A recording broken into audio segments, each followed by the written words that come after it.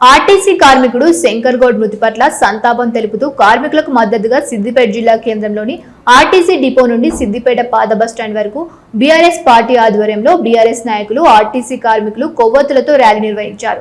ఈ సందర్భంగా BRS party రాష్ట్ర ప్రధాన కార్యదర్శి వేలేటి రాధాకృష్ణ శర్మ మాట్లాడుతూ ఆర్టీసీ కార్మికులు గత 3 రోజులుగా సమ్మె చేస్తున్నా రాష్ట్ర ప్రభుత్వం పట్టించుకోలేదని మండిపడ్డారు।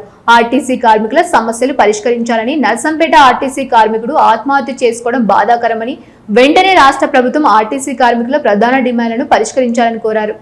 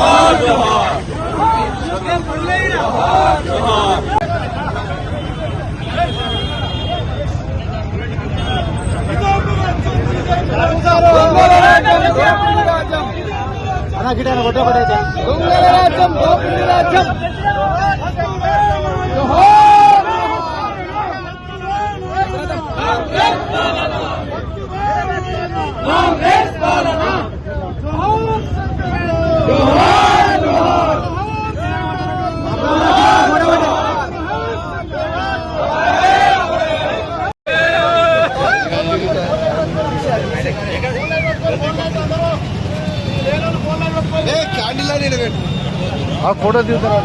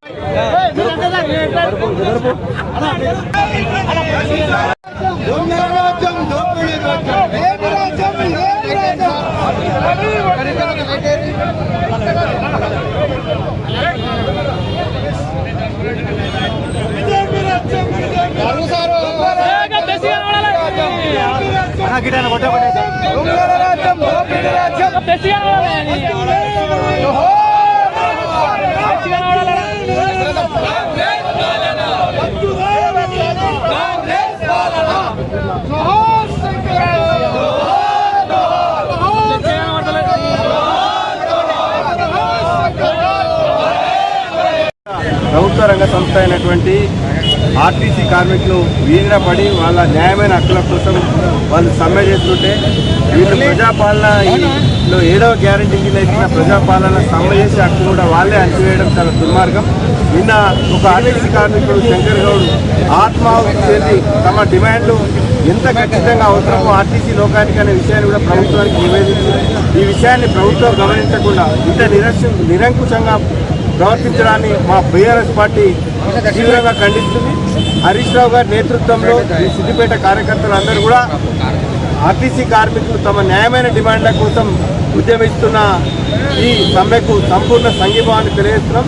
ఈరోజు నిన్న ఆత్మాహుతి చేసుకున్నటువంటి శంకర్ గౌడ్ గారి ఆత్మకు శాంతి చేకూరాల్సిందిగా తెలియజేస్తూ మన ఆర్టీసీ కార్మికులందరితో బాసటగా మా బీఆర్ఎస్ పార్టీ సిద్దిపేట తరఫున కోతుల ర్యాలీ చేపట్టి తద్వారా వారి ఆత్మకు శాంతి చేకూరాలని కోరుతున్నాం।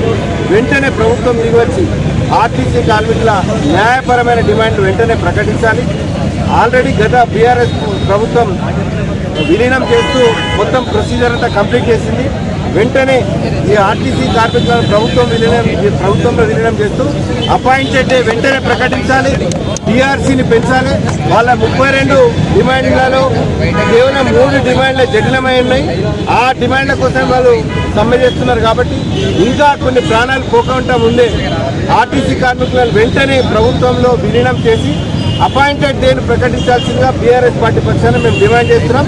ఒకవేళ ఇదే రకమైన ఉదాసీన వైఖరి ఉంటే మేము ఆర్టీసీ కార్మికుల ప్రత్యక్ష సమ్మెలో కూడా భారత రాష్ట్రానికి పాల్గొంటుందని, ఆర్టీసీ కార్మికులకు అంతటా అండగా నిలుస్తాయని చెప్పి హరీష్ రావు గారి పక్షాన బీఆర్ఎస్ పార్టీ పక్షాన తెలియజేస్తున్నాం. Thank you. తమ హక్కుల సాధన కోసం చేస్తున్నటువంటి పోరాటంలో భాగంగా 3 రోజులుగా సమ్మె చేస్తుంటే నిన్నటి రోజు నర్సంపేట డిపోకు సంబంధించినటువంటి ఒక డ్రైవరు తాను పెట్రోల్ పోసుకొని కాల్చుకోవడం నిజంగా సభ్య సమాజం ఈ ప్రభుత్వం తలదించుకోవాల్సినటువంటి పరిస్థితి. ఎందుకంటే ఆర్టీసీ కార్మికులు నిత్యం వేలాది మంది ప్రయాణికులను తమ గమ్యాలకు చేరుస్తూ సేవ చేస్తున్నటువంటి తరుణంలో వారి హక్కుల సాధన కోసం పోరాటం చేస్తుంటే ప్రభుత్వం మొండి వైఖరి అవలంబించి వారి హక్కులను నెరవేర్చకపోగా వారిని నిర్లక్ష్యంగా వారిని హింసించే విధంగా ప్రవర్తించడం వల్ల కలత చెందినటువంటి శంకర్ గౌడ్ అనేటువంటి డ్రైవరు నిన్న ఆత్మహత్యకు పూనుకోవడం, వారు నిన్న సాయంత్రం మరణించడం అనేది చాలా బాధాకరమైనటువంటి విషయం. మరి అదేవిధంగా వారు మరి ఇట్లాంటి కార్మికుల యొక్క కోసపోసుకుంటున్నటువంటి ప్రభుత్వం ఎన్నడైనా గద్దె దిగాల్సినటువంటి పరిస్థితి ఎదురవుతుంది.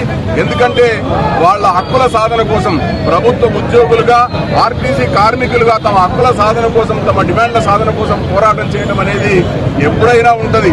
ప్రభుత్వము సానుకూలమైనటువంటి దృక్పథంతో వాళ్ళ సమస్యల పరిష్కారానికి ప్రయత్నం చేయాలి తప్ప మొండి వైఖరి ప్రదర్శించి అమాయకుడైనటువంటి ఒక డ్రైవర్ యొక్క ప్రాణాలను బలిగొని ఈరోజు ఆ కుటుంబాన్ని అనాథలుగా చేసినటువంటి బాధ్యత ప్రభుత్వమే తీసుకోవాల్సినటువంటి అవసరం ఉంటుంది. ఎందుకంటే నిజంగా ఏ ఉద్యోగి అయినా తమ హక్కుల సాధన కోసం పోరాటం చేస్తే ప్రభుత్వం సానుకూలంగా స్పందించాలి, సానుకూలమైనటువంటి దృక్పథంతో పరిశీలించాలి తప్ప ఇటువంటి మొండి వైఖరిని ప్రదర్శించొద్దు. అమాయకులైనటువంటి యొక్క ఉద్యోగుల ప్రాణాలను, కార్మికుల యొక్క ప్రాణాలను బలిగొనొద్దని చెప్పి ఈ సందర్భంగా హెచ్చరిస్తా ఉన్నాం. మరి వారికి సంబంధించినటువంటి ఆ కుటుంబాన్ని ఆదుకోవాలి, ఆ కుటుంబంలో ఉద్యోగాన్ని కూడా కల్పించాలని చెప్పి బీఆర్ఎస్ పార్టీ పక్షాన మేము డిమాండ్ చేస్తా ఉన్నాం.